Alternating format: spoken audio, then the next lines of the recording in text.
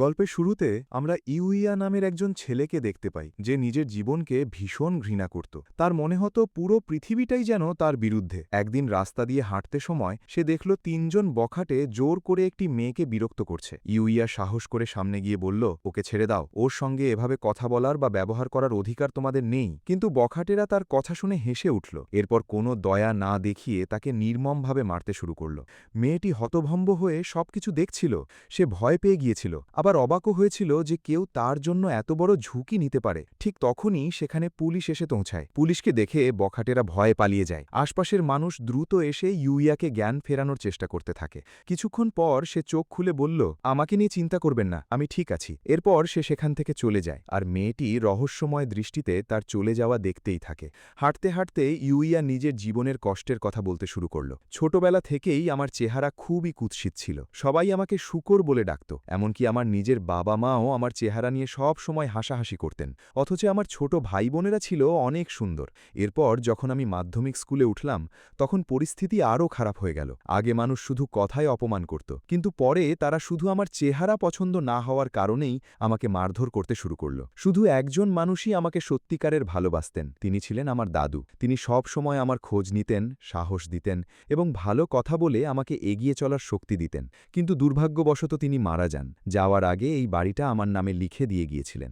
তারপর থেকে আমি এই বাড়িতে একাই থাকি। বাবা মা আমাকে ছেড়ে যাওয়ার পর স্কুলের পাশেই একটা কাজ করি যাতে নিজের খরচ চালাতে পারি। এই কথাগুলো বলতে বলতে ইউইয়ার চোখে প্রায় পানি চলে এসেছিল। পরের দিন ইউইয়া স্কুলে গেল। সেখানে গিয়েও সবাই তার চেহারা নিয়ে আগের মতোই হাসাহাসি করতে লাগল।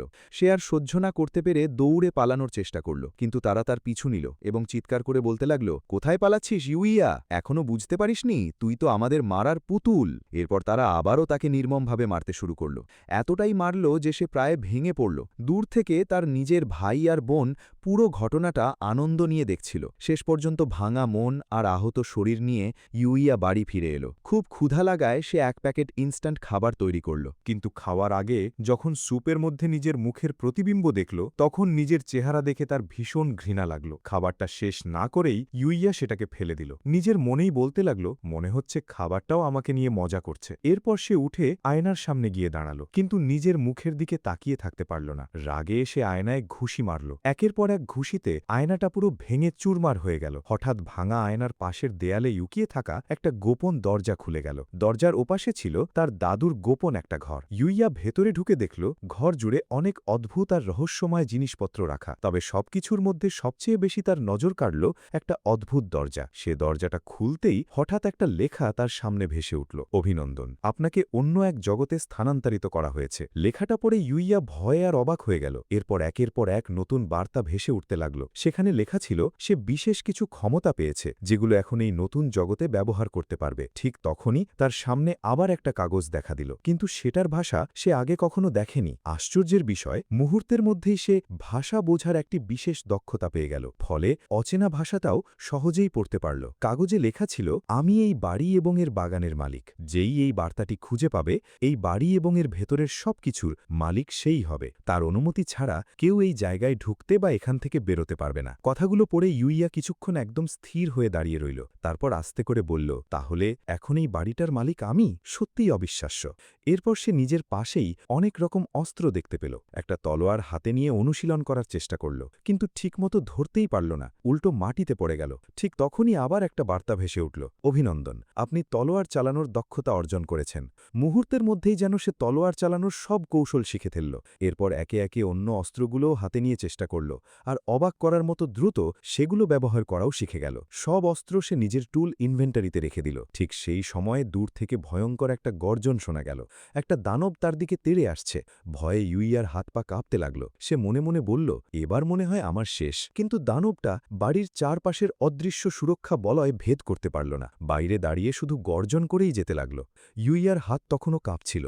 তবু সাহস জোগাড় করে সে নিজের অস্ত্রটা দানবটার দিকে ছুঁড়ে মারল। অস্ত্রটা সোজা গিয়ে দানবের শরীরে বিদ্ধ হল।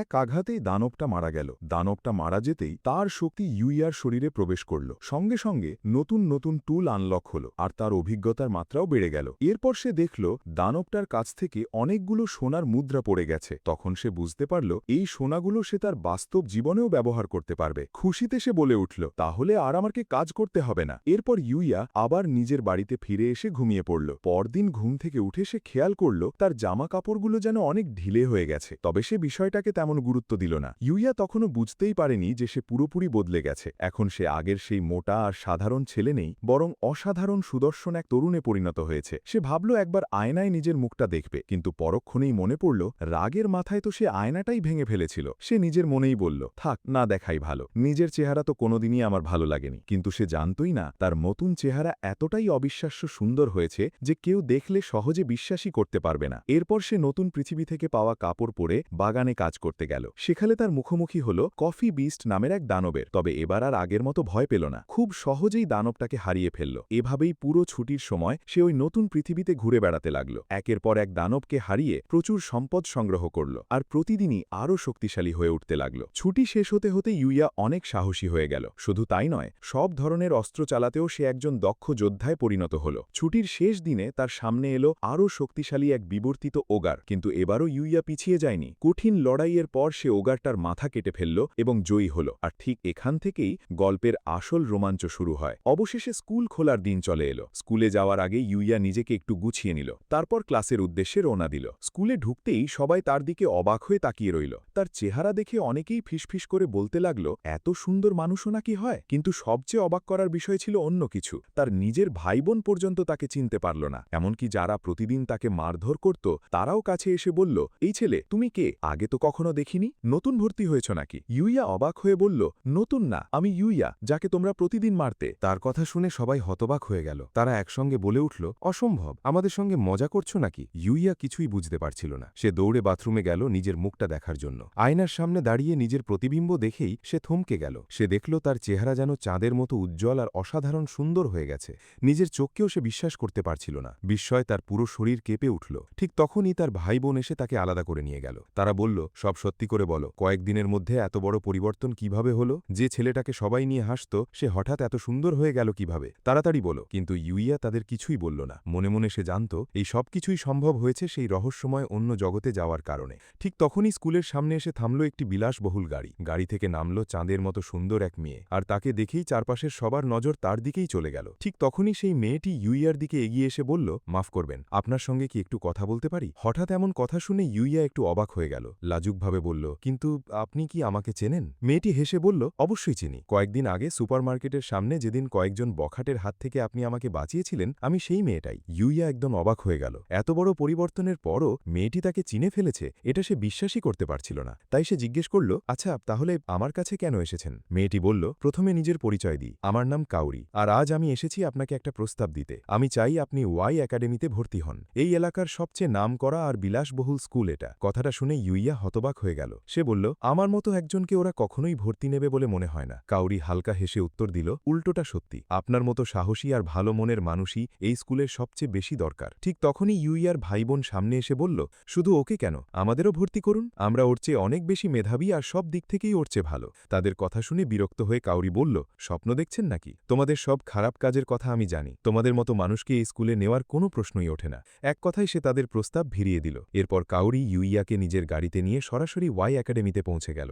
সেখানে ইউইয়ার সঙ্গে স্কুলের প্রিন্সিপালের দেখা হলো। প্রিন্সিপাল বললেন, আমার মেয়েকে বাঁচানোর জন্য তোমাকে কিভাবে ধন্যবাদ দেব সেটা সত্যিই বুঝতে পারছি না। তবে শুরু হিসেবে আমি চাই তুমি আমাদের স্কুলে ভর্তি হও। ইউইয়া একটু সংকোচ নিয়ে বলল, কিন্তু স্যার, এই স্কুলের অন্য ছাত্রদের মতো আমার তো কোনো বিশেষ প্রতিভা নেই। প্রিন্সিপাল মুচকি হেসে বললেন, তুমি ভুল ভাবছ। সেদিন যখন আমার মেয়েকে কয়েকজন বখাটে ঘিরে ধরেছিল তখন আশেপাশে অনেক মানুষ ছিল, কিন্তু কেউ এগিয়ে আসেনি। একমাত্র তুমি নিজের কথা না ভেবে তাকে সাহায্য করেছিলে। আমাদের এই স্কুলে তোমার মতো ভালো মনের মানুষেরই দরকার, তাই কোনো দুশ্চিন্তা করো না। আমি নিশ্চিত এই স্কুল তোমার খুব ভালো লাগবে। প্রিন্সিপালের কথা শুনে ইউইয়ার মুখে হাসি ফুটে উঠল। এরপর প্রিন্সিপাল আবার বললেন, আর আমার মেয়েকে বাঁচানোর জন্য কৃতজ্ঞতা হিসেবে তোমার পুরো পড়াশোনার খরচ আমি বহন করব। তারপর তিনি বললেন, আজ সারাদিন তুমি আমাদের স্কুলে থাকো, সবকিছু ঘুরে দেখো, দিনের শেষে তোমার মতামত আমাকে জানিও। ইউইয়া রাজি হয়ে গেল। ঠিক তখনই দরজায় নক পড়ল। ভেতরে ঢুকলেন একজন শিক্ষিকা, যার নাম সাওয়াদা। প্রিন্সিপাল তাকে বললেন, আজ থেকে এই ছেলেটা তোমার দায়িত্বে থাকবে, ওর ভালোভাবে খেয়াল রেখো। সাওয়াদা মাথা নেড়ে বললেন, জি, বুঝেছি। এরপর তিনি ইউইয়াকে নিয়ে ক্লাসরুমের দিকে রওনা দিলেন। ক্লাসের দরজার বাইরে দাঁড়িয়ে ইউইয়ার ভীষণ নার্ভাস লাগছিল। সে মনে মনে প্রার্থনা করছিল যেন সবকিছু ভালোভাবে হয়। অবশেষে সাহস সঞ্চয় করে সে দরজা খুলে ভেতরে ঢুকল এবং সবার সামনে নিজের পরিচয় দিল। ইউইয়া ক্লাসে ঢুকতেই সবাই তার দিকে তাকিয়ে একদম চুপ হয়ে গেল। তার অসাধারণ সুন্দর চেহারা দেখে কেউ যেন কিছু বলার ভাষাই খুঁজে পেল না। কিন্তু ইউইয়া ব্যাপারটা ভুল বুঝল। সে ভাবল, সবাই হয়তো তাকে অদ্ভুতভাবে দেখছে বা বিচার করছে, তাই ভেতরে ভেতরে সে খুব অস্বস্তি বোধ করতে লাগল। এরপর সে গিয়ে ক্লাসের একদম পেছনের বেঞ্চে বসল। তার পাশেই বসা একটি মেয়ে নিজের বইটা এগিয়ে দিয়ে বলল, এই নিন, আমার বইটা দেখে পড়তে পারেন। দেখেই বোঝা যাচ্ছিল ভবিষ্যতে মেয়েটির সঙ্গে ইউইয়ার ভালো একটা বন্ধুত্ব গড়ে উঠবে। ক্লাস শেষ হওয়ার পর হঠাৎ অনেক মেয়ে ইউইয়ার চারপাশে ভিড় করে ফেলল। সবাই তার সঙ্গে পরিচিত হতে চাইছিল, কিন্তু ইউইয়া এতটাই লাজুক ছিল যে কি বলবে সেটাই বুঝে উঠতে পারছিল না। ঠিক তখনই রিও নামে একজন ছাত্র এগিয়ে এসে বলল, আচ্ছা, তোমরা ওকে একটু শান্তিতে থাকতে দাও, আজই তো ওর প্রথম দিন। এরপর রিও ইউইয়াকে স্কুলের ক্যাফেটেরিয়ায় নিয়ে গেল এবং সেখানে কি কি খাবার পাওয়া যায় সব দেখাতে লাগলো। এত খাবার দেখে ইউইয়া অবাক হয়ে বলে উঠল, হায় আল্লাহ, এত সব খাবার, এগুলো কি সব ফ্রি?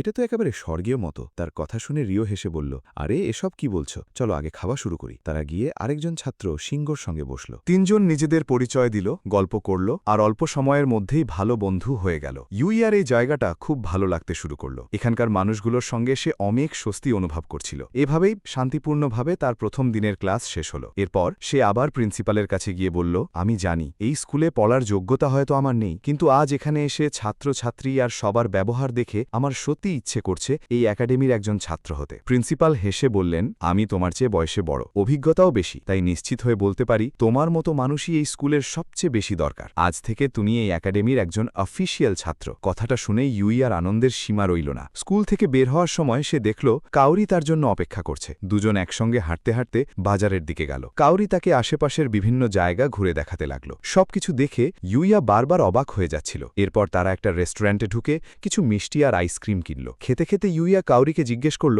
একটা কথা বলবেন, আমার চেহারা তো পুরো বদলে গেছে, তারপরও আপনি আমাকে চিনলেন কিভাবে? কাউরি একটু অবাক হয়ে বলল, মানে কি বলতে চাইছেন? ইউইয়া তখন বলল, আগে আমি খুব মোটা ছিলাম, এখন তো আমি পুরো অন্যরকম দেখতে হয়ে গেছি। তাহলে আপনি কিভাবে বুঝলেন যে আমিই সেই ইউইয়া? কাউরি মুচকি হেসে উত্তর দিল, তোমার চোখ দুটো, ওগুলো একটুও বদলায়নি, আগের মতোই সৎ আর সুন্দর আছে, তাই তোমাকে চিনতে আমার একটুও কষ্ট হয়নি। কাউরির কথা শুনে ইউইয়ার বুকটা যেন কেঁপে উঠল। সেই মুহূর্ত থেকেই তাদের দুজনের সম্পর্ক আরও গভীর হতে শুরু করল। কিছুক্ষণ পরে ইউইয়া নিজের আইসক্রিমটা কাউরির দিকে বাড়িয়ে দিয়ে বলল, একটু খেয়ে দেখবেন? কাউরি লজ্জা পেয়ে হালকা হেসে 1 চামচ আইসক্রিম খেল, আর সেই ছোট্ট মুহূর্তটা দুজনের মনেই সুন্দর একটা অনুভূতি রেখে গেল। এরপর কাউরিও নিজের আইসক্রিমটা ইউইয়ার দিকে বাড়িয়ে দিয়ে বলল, এবার তুমিও একটু খেয়ে দেখো। ইউইয়াও হাসি মুখে সেটা থেকে 1 চামচ খেল। এই ছোট্ট ঘটনাটার পর থেকেই দুজনের মধ্যে ভালো লাগার একটা সম্পর্ক ধীরে ধীরে তৈরি হতে শুরু করল। আশেপাশের মানুষও তাদের দুজনকে দেখে মুগ্ধ হয়ে তাকিয়েছিল। দিন শেষ হলে ইউইয়া বাড়ি ফিরে এলো। কিছুক্ষণ বিশ্রাম নিয়ে সে আবার সেই রহস্যময় অন্য জগতে যাওয়ার প্রস্তুতি নিল। সে নিজের যুদ্ধের পোশাক পরে একের পর এক দানবের সঙ্গে লড়াই করতে শুরু করল। দানবদের হারিয়ে বিভিন্ন ধরনের মূল্যবান জিনিসপত্র সংগ্রহ করতে লাগল। কিন্তু কিছুক্ষণ পর সে খেয়াল করল তার লেভেল খুব ধীরে ধীরে বাড়ছে। সে অনেকক্ষণ ধরে বিষয়টা নিয়ে ভাবল, তারপর সিদ্ধান্ত নিল এবার আরও গভীর জঙ্গলের ভেতরে যাবে। হঠাৎ দূর থেকে কারোর চিৎকার শোনা গেল। এক মুহূর্তও দেরি না করে ইউইয়া সেই আওয়াজের দিকে দৌড়ে গেল। সেখানে গিয়ে সে দেখল চারদিকে অনেক মানুষের মরদেহ ছড়িয়ে ছিটিয়ে পড়ে আছে, আর বিশাল আকৃতির এক ওগর একটি মেয়েকে মারতে যাচ্ছে। 1 সেকেন্ডও দেরি না করে ইউইয়া নিজের বর্ষাটা ওগরের দিকে ছুড়ে মারল, কিন্তু ওগরটা খুব সহজেই আঘাতটা ঠেকিয়ে দিল। ইউইয়া সঙ্গে সঙ্গে লাফিয়ে উঠে ওগরের মুখে জোরে একটা লাথি মারল। আঘাতে ওগরটা কয়েক মুহূর্তের জন্য হতভম্ব হয়ে গেল। সুযোগ বুঝে ইউইয়া দৌড়ে গিয়ে মেয়েটার অবস্থা দেখতে লাগল, কিন্তু ঠিক তখনই ওগরটা পেছন থেকে আবার তার ওপর আক্রমণ করল। ইউইয়া সাহস জোগাড় করে আবার লড়াই শুরু করল। সে উঁচুতে লাফ দিয়ে ধনুক থেকে একের পর এক তীর ছুটতে লাগল। ওগরটা অনেক তীর ঠেকিয়ে দিলেও ইউইয়া এবার নিজের তলোয়ার বের করল। একটি শক্তিশালী আঘাতেই সে ওগরটাকে মাঝখান থেকে 2 টুকরো করে ফেলল। দানবটা মারা যাওয়ার পর ইউইয়া আবার মেয়েটির কাছে গেল। কিছুক্ষণ পর মেয়েটি ধীরে ধীরে চোখ খুলল। ঠিক তখনই দূর থেকে সৈন্যদের আওয়াজ ভেসে এলো। তারা মেয়েটিকে খুঁজতে খুঁজতে এদিকেই আসছিল। ইউইয়া চুপচাপ নিজেকে আড়াল করে ফেলল। সৈন্যরা এসে মেয়েটিকে নিরাপদে নিয়ে গেল, আর ইউইয়া নিঃশব্দে সেখান থেকে চলে গেল। আর এখান থেকেই বন্ধু গল্পের আসল অ্যাডভেঞ্চার শুরু হতে যাচ্ছে, তাই সামনে কি হয় সেটা জানার জন্য প্রস্তুত থাকুন। পরের দিন ইউইয়া নিজের বাড়িতে বসে জামা কাপড়গুলোর দিকে তাকিয়ে ভাবছিল, এই জামাটা জাদুকরি হওয়ায় সহজে ময়লা হয় না, কিন্তু প্রতিদিন পরার মতো তেমন সুন্দরও না, বরং আজ শপিং মলে গিয়ে কিছু নতুন জামা কাপড় কিনে আনি। এটা ভেবেই সে তৈরি হয়ে শপিং মলের উদ্দেশ্যে বেরিয়ে পড়ল। মলে ঢুকতেই তার অসাধারণ চেহারা সবার নজর কেড়ে নিল। যেদিকেই যাচ্ছিল মানুষ ঘুরে ঘুরে তার দিকেই তাকিয়ে থাকছিল, কিন্তু ইউইয়া আগের মতোই ভুল বুঝল। সে মনে মনে বলল, মনে হয় সবাই আমার চেহারা দেখে বিরক্ত হচ্ছে, তাড়াতাড়ি কেনাকাটা শেষ করে এখান থেকে চলে যাওয়াই ভালো। বেচারা ইউইয়া বুঝতেই পারছিল না যে মানুষ আসলে তার সৌন্দর্যে মুগ্ধ হয়ে তাকিয়ে আছে। ঠিক সেই সময় মলের ভেতর বিখ্যাত ফটোগ্রাফার হিকারু একটি ফটোশ্যুটের জন্য এসেছিলেন। এই ফটোশ্যুটে 2 জন জনপ্রিয় মডেলের আশা বসার কথা ছিল। মেয়ে মডেল আগেই এসে সব প্রস্তুতি সম্পন্ন করে ফেলেছিল, কিন্তু পুরুষ মডেল এখনও এসে পৌঁছয়নি। এতে পরিচালক ভীষণ রেগে গিয়ে সবাইকে বকতে লাগলেন। তিনি রাগের সঙ্গে বললেন, কোনো কাজের সবচেয়ে গুরুত্বপূর্ণ বিষয় হল সময় মতো উপস্থিত হওয়া। সময়ের মূল্য না বুঝলে এই ইন্ডাস্ট্রিতে টিকে থাকা যায় না। পরিচালক রাগে বললেন, ও ছেলে আমাদের কোনো গুরুত্বই দিচ্ছে না, মনে হচ্ছে নিজেকে সবার চেয়ে বড় কিছু ভাবে, তাই ওকে বাদ দিয়ে অন্য কাউকে খুঁজতে হবে। এই কথা শুনে একজন বলল, অন্য কাউকে খুঁজবেন? এই শপিং মলের মধ্যে এত সহজে কি আর বিকল্প পাওয়া যাবে? পরিচালক আত্মবিশ্বাসের সঙ্গে উত্তর দিলেন, ওটা নিয়ে তোমাদের ভাবতে হবে না, আমি নিজেই ব্যবস্থা করব। এদিকে ইউইয়া নিজের জন্য কোন পোশাকগুলো ভালো হবে সেটা খুব মন দিয়ে দেখছিল। ঠিক তখনই দুইজন তরুণী এসে তার কাছে বলল, আপনাকে কি আমরা একটু সাহায্য করতে পারি? আসলে ইউইয়ার অসাধারণ চেহারা দেখে তারা মুগ্ধ হয়ে গিয়েছিল, কিন্তু ইউইয়া কি বলবে বুঝতে না পেরে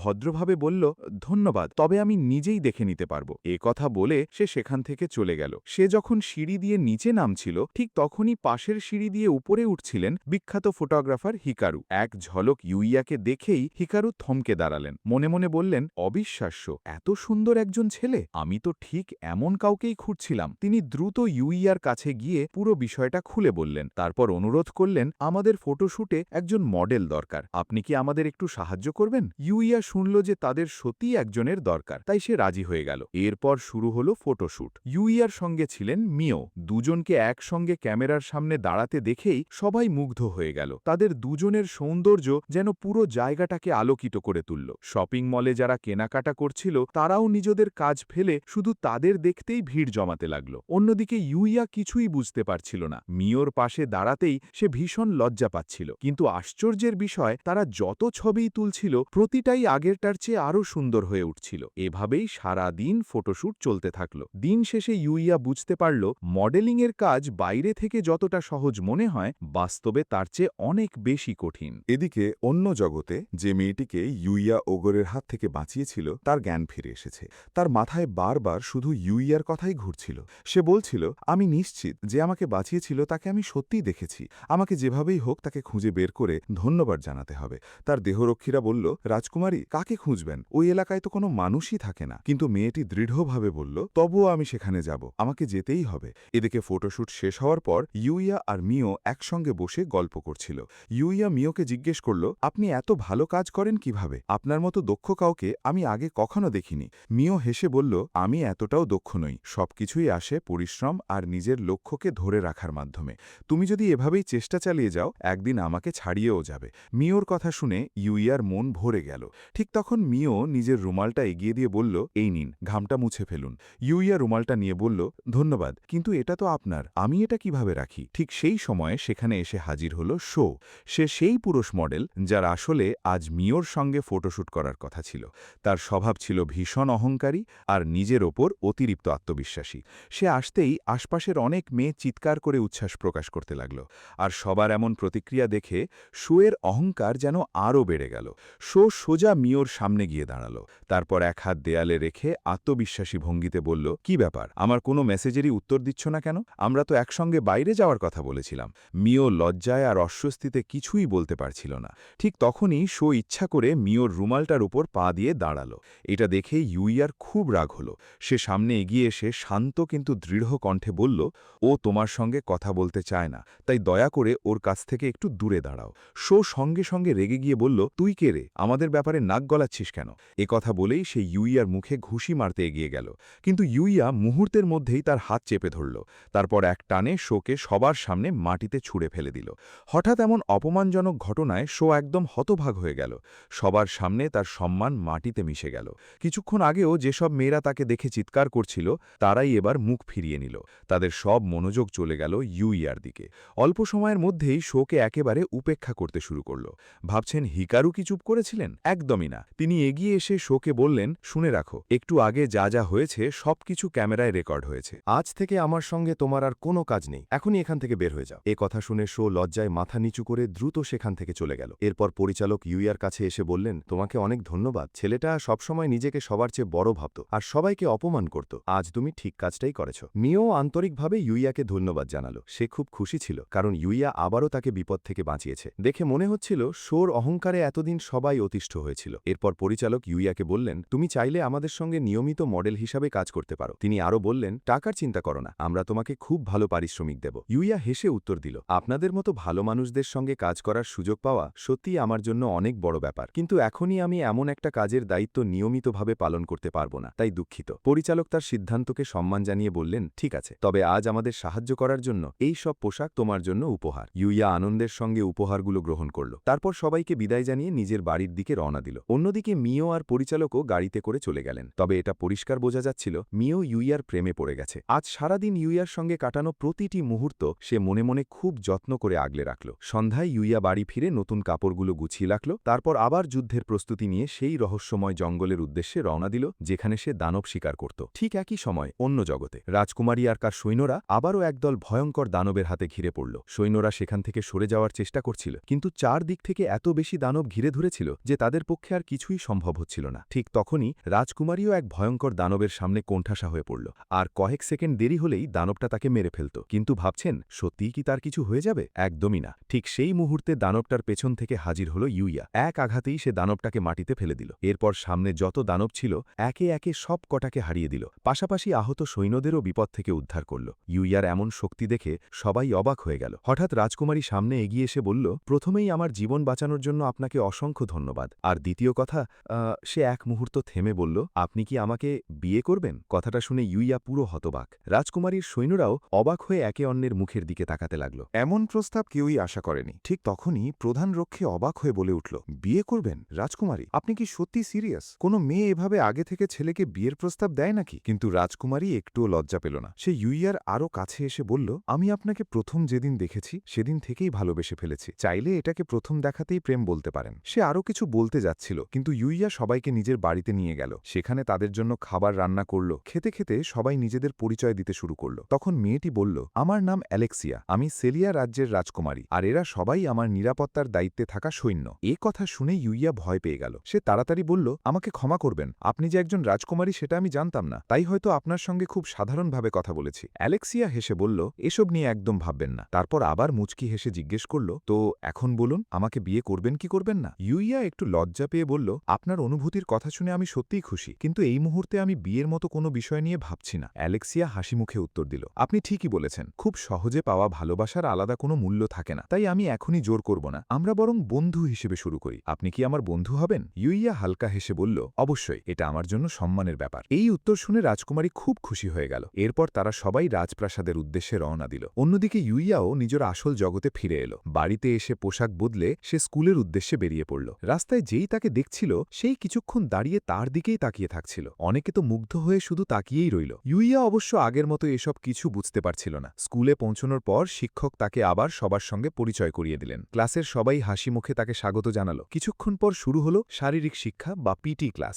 ইউইয়া মাঠে না নেমে সিঁড়িতে বসে সবার খেলা দেখছিল। ঠিক তখনই কাইদে নামে সুন্দরী এক মেয়ে তার কাছে এসে কথা বলা শুরু করল। ইউইয়াও ভদ্রভাবে তার সঙ্গে গল্প করতে লাগল। আর মনে হচ্ছিল ইউইয়ার জীবনের নতুন নতুন মানুষের সঙ্গে পরিচয় হওয়ার গল্পটা এখনই কেবল শুরু হয়েছে। ঠিক তখনই খেলতে খেলতে একটা বল ভুল করে কাইদের দিকে উড়ে এলো। বলটা প্রায় তার মুখে লেগেই যাচ্ছিল।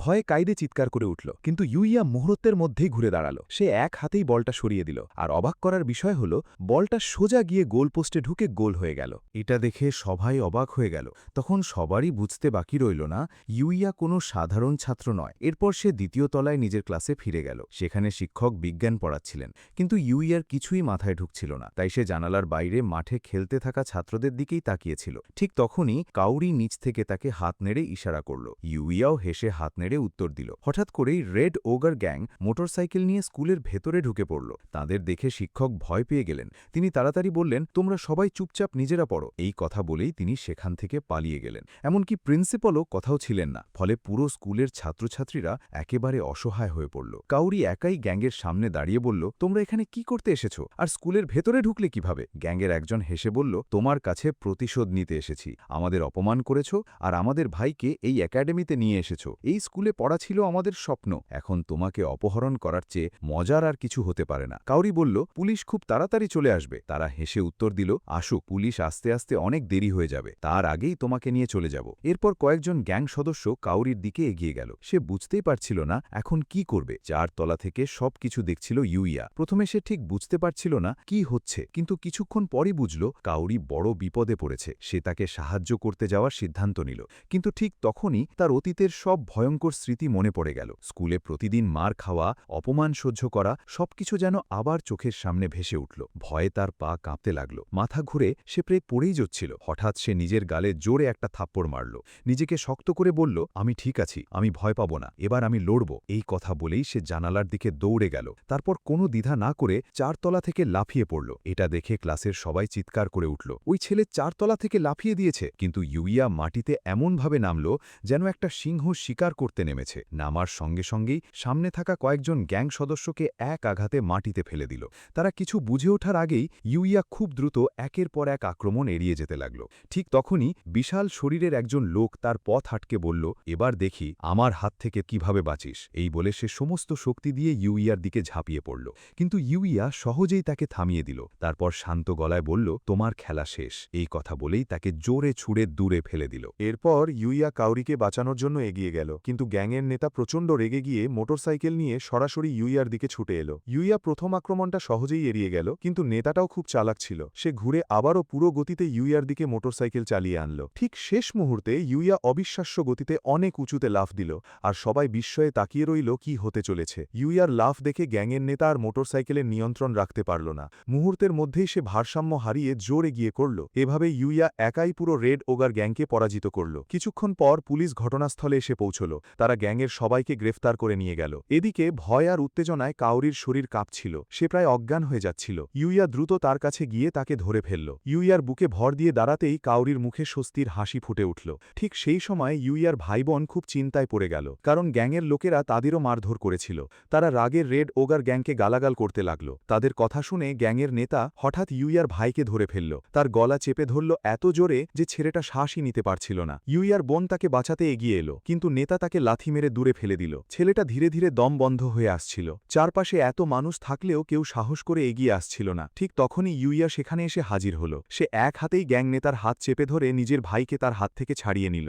নেতা সঙ্গে সঙ্গে উঠে আবার ইউইয়ার উপর ঝাঁপিয়ে পড়তে চাইল, কিন্তু ইউইয়া শুধু একবার তার দিকে তাকালো। সেই এক দৃষ্টিতেই গ্যাং নেতার সব সাহস যেন উধাও হয়ে গেল। ভয়ে তার পুরো শরীর কাঁপতে লাগল। কষ্টে শ্বাস নিতে নিতে ইউইয়ার ভাই বলল, তুমি আমাকে কেন বাঁচালে? আমি তো কখনোই তোমার সঙ্গে ভালো ব্যবহার করিনি। ইউইয়া শান্তভাবে উত্তর দিল, যাই হোক না কেন, তুমি আমার পরিবারের একজন। আমি কখনো নিজের পরিবারের কাউকে বিপদে ফেলে চলে যেতে পারি না। এখন তুমি নিরাপদ আছো, এটাই সবচেয়ে বড় কথা। ইউইয়ার কথা শুনে ভাইবোন দুজনেরই চোখে পানি চলে এলো। মুহূর্তটা সত্যিই খুব আবেগের ছিল। কয়েকদিন পর ইউইয়া আবার সেই রহস্যময় অন্য জগতে ফিরে গেল। আর এখানেই আজকের ভিডিওটি শেষ হয়। এর পরবর্তী পার্ট দেখার জন্য এই চ্যানেলকে সাবস্ক্রাইব করে আমাদের পাশেই থাকো। আর যদি এই ভিডিওতে 100টি লাইক আর 50টি সাবস্ক্রাইবার পূরণ করে দাও, তাহলে আমি খুব তাড়াতাড়ি এর পরবর্তী পার্ট নিয়ে আসব। দেখা হচ্ছে এর পরের ভিডিওতে। সেই পর্যন্ত ভালো থেকো, সুস্থ থেকো। ধন্যবাদ।